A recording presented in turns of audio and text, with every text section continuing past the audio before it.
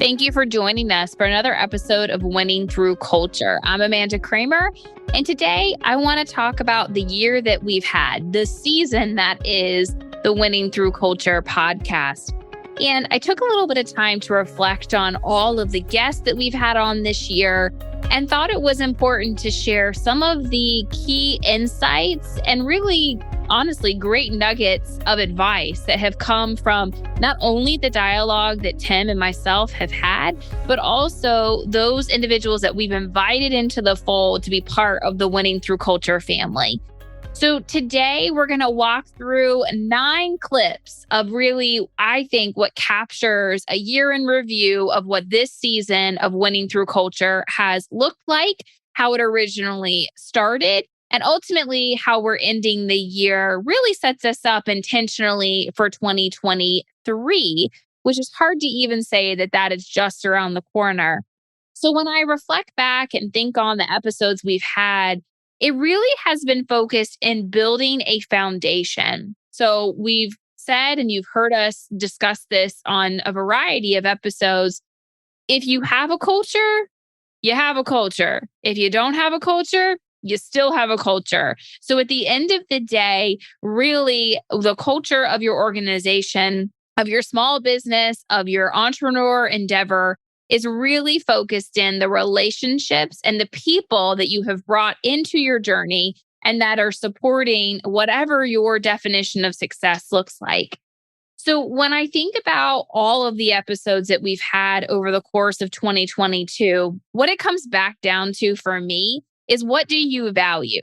What do you value in the people that you're bringing on board? What do you value in the core principles that you're operating under? What do you value in yourself as a leader? And how do those things manifest in a greater culture as you grow from 1 to 12 to 50 to more, as you're building your business, as you are continuing to impact those that are around you?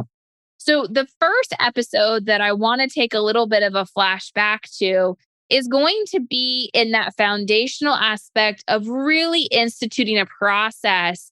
An entrepreneur operating system, or EOS, is something that we have used physically here at our firm, but it definitely has helped create not only a sense of transparency, but really a structure as to how you are operating as a business, whether you have 1, 2, 3, 12, 24, whatever the number is of individuals that are feeding into the organization that you're creating. So let's take a clip back to an episode that we hosted with Charley White, who is an EOS implementer, and really focus on what are those 6 key components that will help you focus and strengthen your organization. The 6 key components of EOS really stems from a discovery that the creator of EOS, Gino Wickman, made with his team. And it was really about the fact that leaders, business owners, entrepreneurs, they all tend to wrestle with 100 plus different things simultaneously. And that stemmed to a different discovery that he got from that, which was basically that to the extent that you can focus and strengthen 6 key components, that all of those 100 plus different things just tend to fall into place. And they fall into place because they're really just symptoms of a root cause. And these root causes are really the pillars of any operating system or of any company. And it's these 6 key components. So at a very high level and very quickly, they are, number 1 is the vision component. And basically what we want to do with the vision component is get the business owner and the leaders of the organization, the leadership team, we refer to it, all on the same page with where they're going and how they're going to get there. The people component is the second key component because it takes great people to execute a great vision. And great people are defined differently from one organization to another. So we want to define what is great people for your unique organization, and then what is the best structure going forward for the next 6 to 12 months that'll bring about a culture of accountability at every function. The third key component is the data component. And so with the data component, we want to cut through all these subjectives, opinions, preferences, egos that many times run decision-making in companies, and instead get really crystal clear the facts, because facts don't lie. So we want to run the company on objective-driven data and have a pulse in the business at any given time. And once we start to strengthen those first three components, what happens is that your company becomes more transparent. It's more open and honest. And with that, your obstacles, barriers, perceived problems, concerns, as well as your opportunities and ideas, they come to the forefront. They become more visible. And with that, takes us to the fourth key component, which is your issues component. Every company has their fair share of ongoing issues. It's the great companies that identify their key issues early and often, and then go about addressing those issues at the root cause for the long-term greater good of the company. Put another way, your ability to solve issues and identify issues effectively is in direct proportion to your ability to achieve your vision. That brings us to the fifth key component, and that's your process component. So here's where, for everything that goes on in your organization, we just want to make sure it's being done the best way and the right way every single time. For the ordinary things that go on day to day, week to week. So we want to systemize the ordinary so we can humanize the extraordinary, the exceptions that are going to happen in your organization. And then once we are clear on all of that, we just got to get those processes followed by everyone in the company that touch them. And then finally, that brings us to the final key component, the traction component. That's where we bring your vision down to the ground and we go into execution mode. We build disciplines and accountability throughout the entire organization to make that vision a reality. And so it's a very holistic model. When you strengthen one component, indirectly, you'll strengthen another one usually. And the whole journey is strengthening all six. Now, Charley spoke a lot around how are you focusing your vision? What are you doing in the people component? All of these different things ultimately lead us to the intentionality of you as a leader or of your leadership team, whether you call yourselves an executive leadership team, a senior leadership team.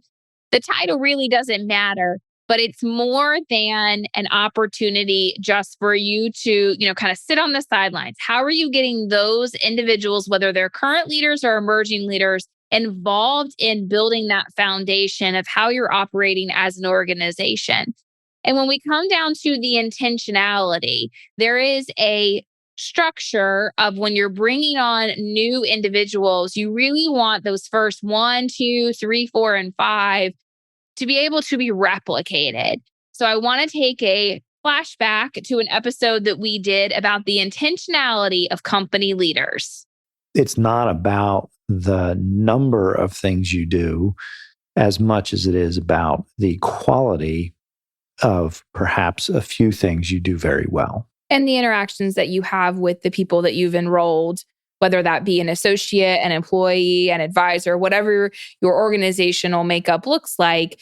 I actually, in the conversation that I had with Jordan Peace, he and I were discussing this concept, right, of when you're starting an organization, you hire those first 1, 2, 3, 4, 5, 6, 7 people, and you really want them to be aligned with the core values that you've established for your organization.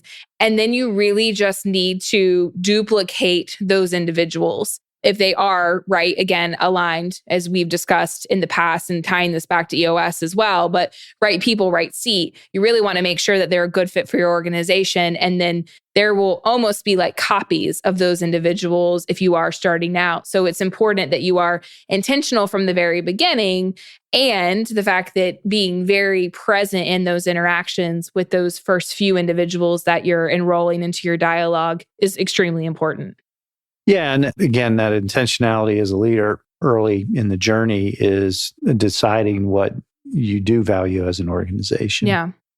And that as a leader is, your imperative responsibility, opportunity, whatever word you want to use to describe it, but it's your decision, because that is going to then ultimately inform, if you haven't been intentional and now you are, the first thing you've got to look at once you've made that decision of this is what we're going to stand for, this is what we value, or this is what our values are, is, do the people you have on your team align with that? Do they reflect that? And again, that is early in my journey of trying to figure this out, even when I hadn't made a decision to be intentional. So we're going way back. sometimes you know what your internal compass is and your internal value structure is. You've tried to impress that upon your business as a leader, but it becomes very clear who the people on your team are that are aligned with that and aren't. Right. And that becomes kind of the first step, is to your point about replicating. You do need to have people on your team that represent what you say is important and what you value. And that's not always easy, because you could have a very talented individual on your team that contributes to the business that, in fact, is total counterculture to you. What you said is important. You could conversely have somebody that is very much aligned with the culture, but is, they struggle to get their job done or make a contribution in the business. And so it's not just as simple as saying, oh, their values align with the organization. They have to be somebody that also gets the job done. This isn't all about just a feel-good thing. This is about... Right. You are running a business. Yeah, getting results. Getting Right. results is obvious. At the end of the day, it's a right people, right seat discussion. And if tying back to Charley's initial clip earlier, we're really focused on that people capacity and the ability for someone to get it, want it, and have the capacity to do it. So when you're thinking through your intentionality as a company leader, let's make sure that we are focused on not only how we are communicating with those around us, but how are we internally communicating? So the conversation that you're having with yourself as a leader ultimately comes out in the public speaking that you're doing with said employees, or even maybe the clients that you're working with.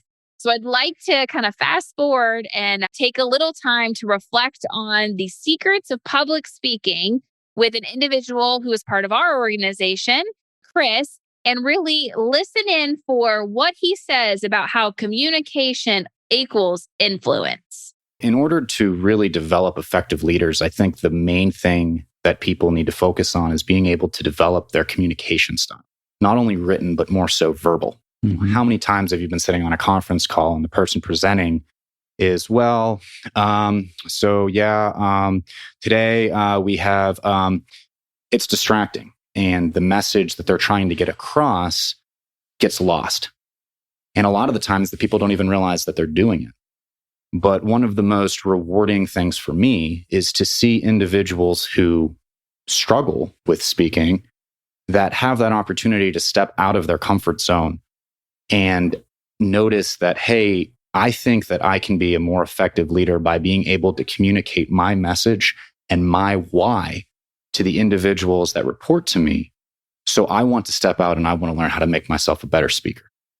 And through that, I believe that not only are you able to influence people better, but you're also able to get your message across to those that really need to hear it.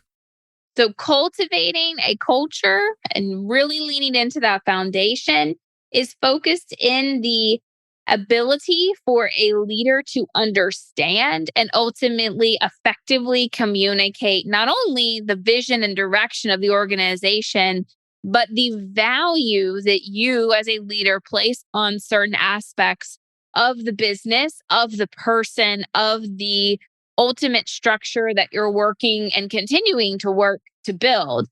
And I think that when we think through the ability to meet in the middle rings true. There is a art to cultivating a culture in a post-COVID-19 world. And in our episode, and we've done a flashback with him before, but in our episode with TJ from the Charlotte Business Journal, we talk a lot about how you have to meet in the middle and really what that shift of what culture was pre-COVID, how that looked to now post-COVID. What are we doing differently to attract and retain the right individuals that are building on that foundation and continuing to move your organization or small business forward? But what would be the key things you would say for someone who's starting to intentionally focus on their culture? Should they focus on? I'll answer this kind of like how I would run the business journal in that regard, especially with less employees, it's a lot easier, obviously. But at the end of the day, it starts with that communication, just upfront, straightforward communication. Yeah. Meaning, if I have my team, let's have a discussion. I want to have a discussion with every single body, everybody, and just be like, hey, what do you think the culture is? Mm-hmm. What do you want? Like, what's going to make you happy? I hate to use the Simon Sinek thing, but what is your why? What drives you? And then what do you want out of the organization? What do you need from me? And let's have that open conversation. Let's meet. If we need to meet in the middle, let's meet in the middle. But at the end of the day, just making everyone feel involved. And again, larger organizations, it's a little bit tougher, but that's where you have that, the middle management, the managers that have maybe 30 or 40 people under them. But then it's truly just having that authentic communication. Because what I see, the companies that struggle the most, and it happens with everyone because it's tough, is that internal communication. Mm-hmm.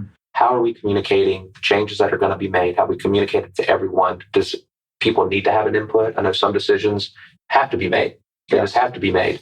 But if you think about it from an overall company standpoint, from a culture standpoint, that's where I think you need to have everyone involved. Everyone needs at least a say-so or a chance to have that say-so. And that's just going to keep everyone engaged. Because if I say something to my C-level executives here in the Charlotte office, and it's going to be heard, it makes you want to speak up even more. It's like, okay, well, that's great. I'm glad you hear me. What can I do to continue for you to trust me? So my input does matter. So I know communication is a very cliche answer, but it's the most important piece.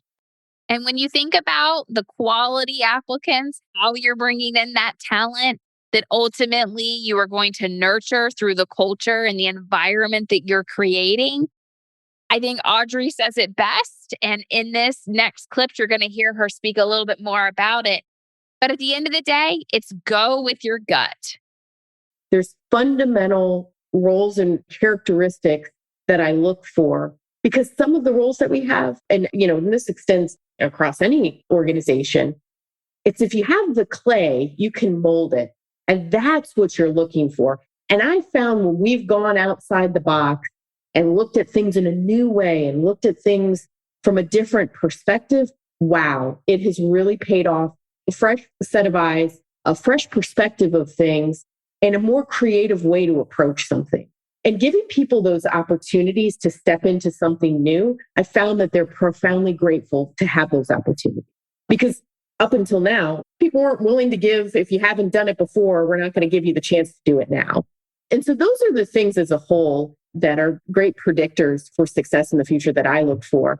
But it's just, I will say this at the end of the day, I always say go with your gut. And there is a gut feeling that you get, and it can be the energy connection. It can be kind of the whole picture of it. You kind of know when somebody fits into your culture because you've been in that culture and you know what works and what doesn't work.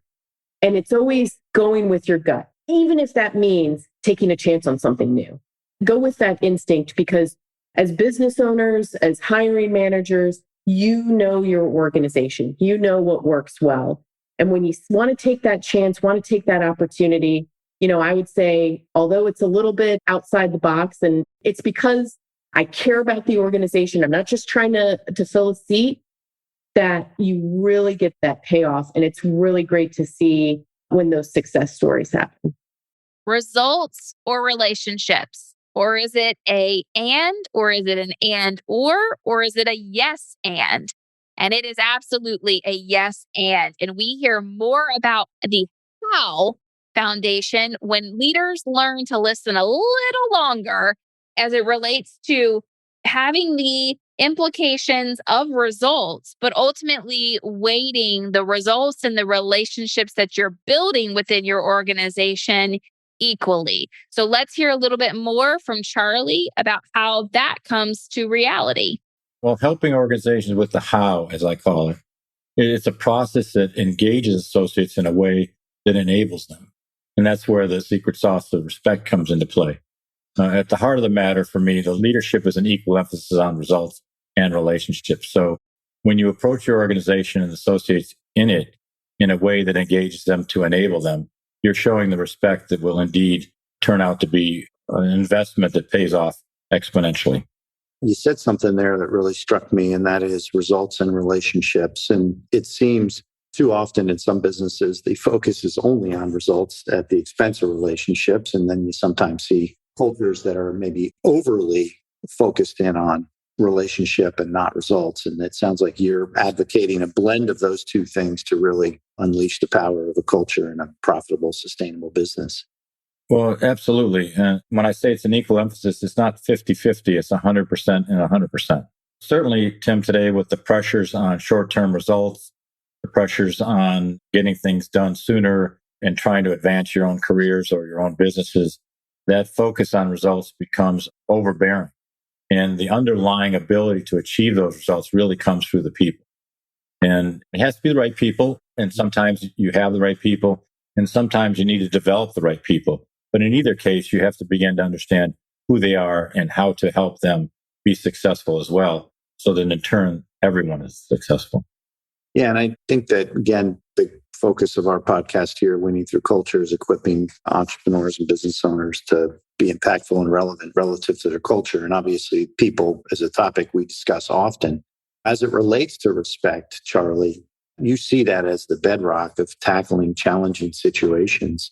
What's the advice you give a business owner and entrepreneur actively working on their cultures as it relates to instilling a culture of respect? I think it starts with understanding how respect relates to relationships. So respect leads to trust is one of the keys to gaining trust. And trust is one of the keys to the ability to develop relationships. And then, as I said before, relationships then therefore are the part of the key to leadership. So when I think about it, to me, it's a method of how to be aware of myself and others in a way to be understanding how do I show them respect even when I may not agree with them or like what they're saying. So there's other techniques that go along with that help me develop relationships that are really effective, and relationships that I learn as much as teach others from my experience is how I become successful in helping them as well. So the whole idea of respect, and I'll give you an example. If I'm listening to somebody or a group of people who, as I listen, I'm thinking, well, I'm either not sure I agree with them or like what they're saying. If in the next very short period of time, I call it a nanosecond, which is not always, if I can say to myself, how can I respect these folks? It causes me to pause on going up what I call the emotional scale to frustration or anger, where I might then, not might be, but will be totally ineffective in terms of either leading them or helping them get to a better place. And I mentioned this emotional scale because that's another element of which goes hand in hand with the concept of respect. If you think about it, in my mind, everybody's on an emotional scale at any point in time, all the time. And when I talk about emotional scale, I'm not the technical guru on psychology. I'm talking about experiential one that says, okay, you feel good about what you're doing. You feel like you're making progress. Maybe that goes up to frustration. You're not sure.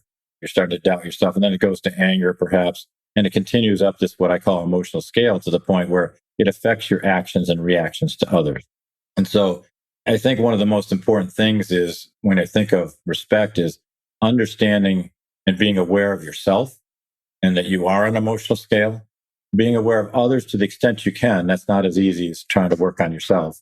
And then understanding, even more importantly, what triggers your movement up and down that scale. And what organization would be shored up if they didn't have some type of measurable component?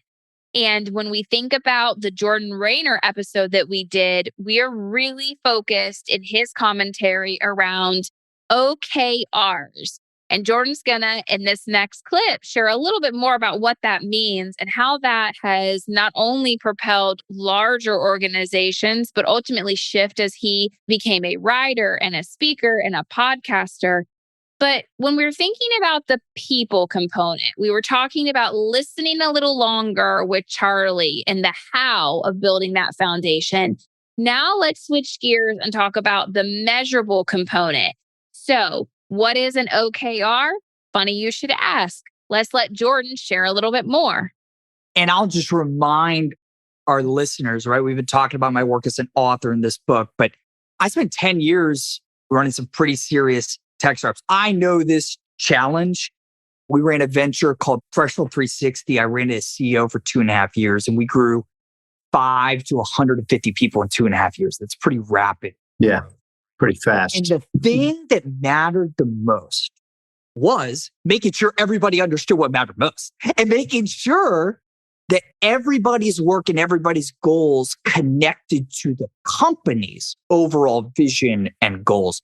And real practically what that looked like for us at Threshold, it was really a threshold that I fell in love with the objectives and key results goal setting framework, OKRs for short. John Doerr made this famous. Google made this famous.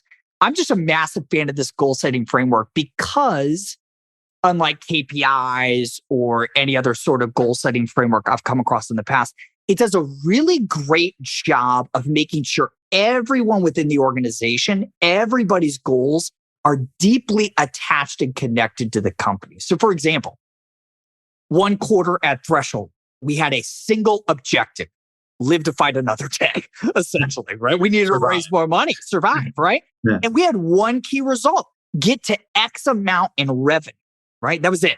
Whole quarter, one key result.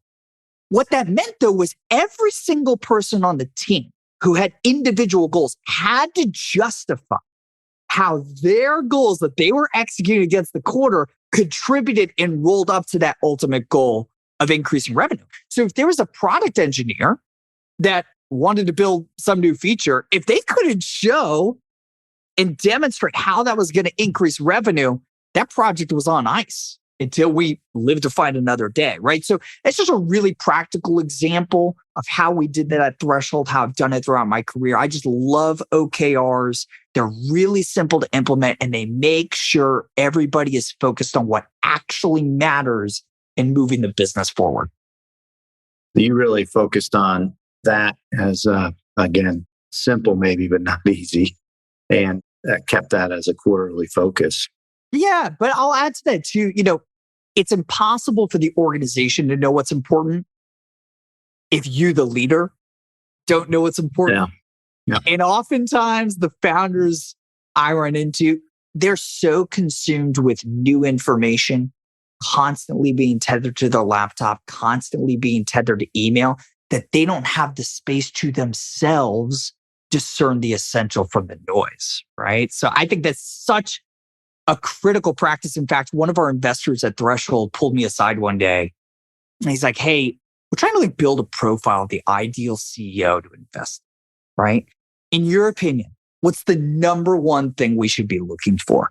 And that's the answer I gave. I said, the ability to discern the essential from the noise. When you're leading an organization that's growing quickly, that's changing quickly, everything looks important and almost nothing is, right? So the whole game is figuring out what really matters. And that's impossible to do, I would argue, without long periods of silence and solitude. Now, as we rounded out the season of Winning Through Culture in 2022, I was really moved by our Best Places to Work mini-series, in addition to the mentorship mini-series that we've released. But I want to focus a little bit around two pieces in that Best Places to Work. One with our individual speaking to the enablement of our employees. And that episode was specific with Jarod Latch of Spherical Media. And then I also want to make sure that we're taking a listen again to Jeff Haney, really focused on shifting from perks to purpose in the workplace.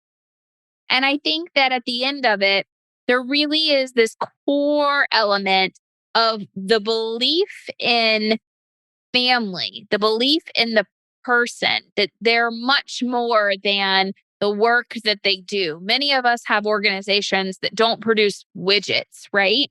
We are in the relationship business, and ultimately there is a sale of some kind that happens.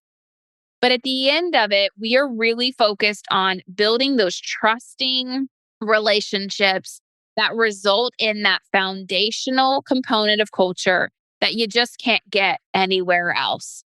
So let's lean into and listen to two, I think, really great ways to end the year and reflect on how you enable the employees that you're bringing on board, and then how are you being additive with the individuals that you are choosing to align with. So we'll take a quick listen to Jarod and to Jeff. The core was really around one thing for us, because being in the TV news business, is challenging. The hours are different, the quality of life, you're on an opposite schedule from everybody else. Yeah. So that was tough in itself. So I think around a core idea, and you've got to remember there was only 3 of us at the beginning, and we went up in small increments and then sort of doubled here and doubled there. But in the beginning with that core was focused on quality of life. And we wanted whoever was going to work with us, either on the partner, which is what we call our clients, or somebody who's going to work for us from an employee standpoint, that we wanted to make sure that there was a quality of life, that there was a belief in family and significant others, and some flexibility. Certainly wanted to make sure we were committed to putting things forward at a high level, but we wanted to have that flexibility. Now that has evolved, but we've never lost that core. So we probably just build upon it. We went through what has been a really important exercise for us at the beginning of the pandemic in early 2020, in which we implemented EOS, the Entrepreneur Operating System. And what it allowed us to do was really encapsulate all these things that were already present in our team, things that we would later hire against and dismiss against. Right. But those are built around 4 key areas. The first is the team environment and play like a team. Everybody has to be bought into this collective success. And we're in a very collaborative environment creatively. And that's what people need to be fueled by, and they've got to take care of the person next to them. So that was number 1. Another big part is we're big on solutions. That can be, again, on the creative as we work in the video world or editing or how we deploy our resources, how we schedule meetings. We want you to get creative and bring solutions to the table, because anybody can identify, as we know, the challenge or the problem. Right. Bring us a couple solutions so we can work through it together. We've all been in those meetings. Yes, we have. Always fun to have those people pointing the problem out without no solution. I could do that as well. Oh, yeah. Oh. Not that hard. No. And then the final 2 hinge on everybody moving things forward, so getting stuff done. And then the 4th is around positivity, because as you know, it's a choice. So choose to be positive is a big part of our environment, for obvious reasons of how that deters or hurts others around you. Well, first and foremost, Tim, we want to make sure they do meet our core values. And our 4 core values are act with integrity, be humbly confident, relationships matter, and continuous improvement. And we think that kind of embodies the type of individual we're looking for. And in our interview process, that's really the first thing we try to ferret out. Is this someone that's going to add to the culture? Someone that's going to be a building block for the agency? Or is it going to be someone that's going to take away from the culture and kind of suck the life out of things? And we really don't want to know if they can do the job until we know they're a fit culturally for us, because you can have the best person doing a task in the world, but if they're going to tear down your culture, they're really not someone you should add to the mix. Yeah, I think the key thing in not only the formation, but then the protection of a culture is it is definitely about the contributions that the person in the organization is making, really from the place of who they are versus what they do. There's a great book that Dan Sullivan published. He co-authored it, and I'm forgetting a second author, but it was called Who Not How. And it was basically on the premise of when you have an important role to fill, look at who the person is, not how they're going to do the job. So that emphasis of your core values of integrity, humility, and relationship are really, I can see things that you can lean into, but you can also really assess in a candidate. I hope these memorable moments over the course of the Winning Through Culture season of 2022 really resonated with you. They definitely resonated with myself. And I'll speak on behalf of Tim, definitely from a standpoint of co-hosting this podcast together. It is our listeners and the availability for us to bring content, and even if it's just one small nugget of advice that will help you stay, remain, and ultimately succeed at being impactful and relevant, that is success in this year. And I really can't wait to continue to bring you new, relevant, and hopefully exciting content in 2023. Thanks for being part of the Winning Through Culture family, and I wish you all a very happy new year.